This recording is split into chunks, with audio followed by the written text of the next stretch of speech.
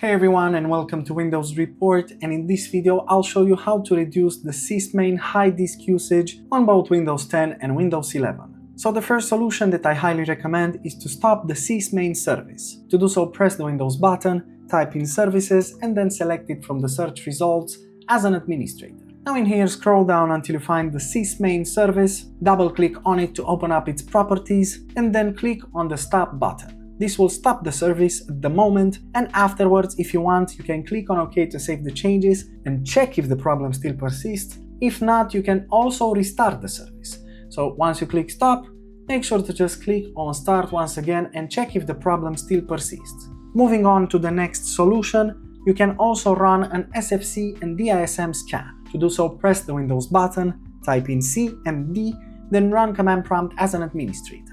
Now in here, simply copy-paste the following commands that I posted in the description below, but make sure to press enter after each command. Note that the scans can take a bit of time, so don't lose your patience. Afterwards, you can check if the problem still persists. Moving on, another useful solution is to edit the dword value on your registry editor. This one is a bit more complicated, but it's simple just as well. Press on the Windows button, type in regedit, and then run this registry editor as an administrator. Now from here on, make sure to navigate to the following location: HKey local machine, then system, afterwards expand current control set, then expand services, and afterwards scroll down until you find SysMain. As you can see, the list is pretty long. Then click on it, and in here let's locate the dword that we need. Double click on start, and then in here enter 4 in the data value field. Then press on OK to save the changes, restart your computer and check if the problem still persists.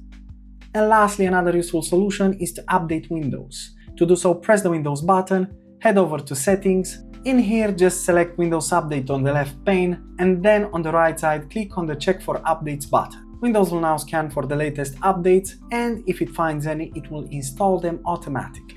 Afterwards, restart your computer and check if the problem still persists. And that's it. Super simple, isn't it? Of course, if this video helped you, make sure to hit the like button and subscribe to our channel for more quality content. Thanks for watching.